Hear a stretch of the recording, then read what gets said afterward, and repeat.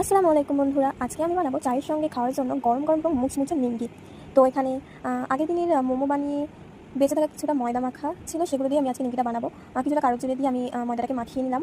মাখানোর পর এটাকে 3 টুকরো করলাম রুটি সাইজে করার পর এগুলোকে আমি রুটির মতো বেলে নিয়েছি।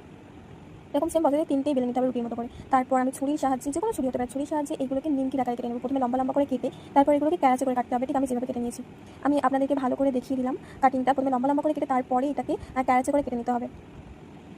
তো আপনারা দেখলেই বুঝতে পারবেন, এটা খুবই ইজি প্রসেসে হয় আর খুবই টেস্টি হয় খেতে।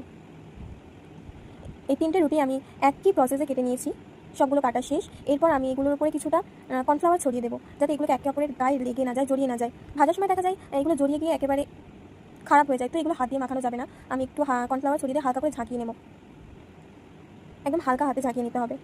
তো আমি এক হাত দিয়ে ক্যামেরা ধরে রেখেছি আর এক হাত দিয়ে ঝাঁকাচ্ছি, এই জন্য অসুবিধা হচ্ছে। আপনারা ভালো করে দেখে নিন ভিডিওটা, আপনারা বুঝতে পারবেন কীভাবে বানাচ্ছি। তো তেলটা গরম করেছি আমি কড়াই দিয়ে, তারপর গ্যাসের ফ্লেমটা একদম আস্তে দিয়ে দিয়েছি। তারপর কড়াইতে নিমকিগুলো ছেড়ে দিলাম। ছেড়ে দেওয়ার পর এগুলো নাড়তে থাকতে হবে, বন্ধ করলে হবে না, তাহলে এটা পুড়ে লেগে যেতে পারে এবং টেস্টটা বাজে হয়ে যেতে পারে। তো নেড়েই যেতে হবে, নাড়তে নাড়তে একটা ব্রাউন শেডের কালার আসবে। তো তখন আপনাদের বুঝতে হবে যে নিমকিটা পুরোপুরি হয়ে গেছে, তখন তুলে নিতে হবে। যেমন এই যে ব্রাউন শেডের একটা কালার এসে গেছে। এটা খেতে খুবই মুচমুচে এবং সুস্বাদু হয়। আপনারা একবার বাড়িতে বানালে বারবার তৈরি করতে পারেন। আমি একই প্রসেসে দ্বিতীয়বারে এগুলো দিয়ে দিলাম। বারবার বলছি যে গ্যাসের ফ্লেমটা কিন্তু লোতে রাখতে হবে, হাইতে থাকলে এটা পুড়ে লেগে যাবে এবং স্বাদটা খুবই খারাপ লাগবে। তো গ্যাসের ফ্লেমটা লোতে দিয়ে নাড়তেই থাকতে হবে।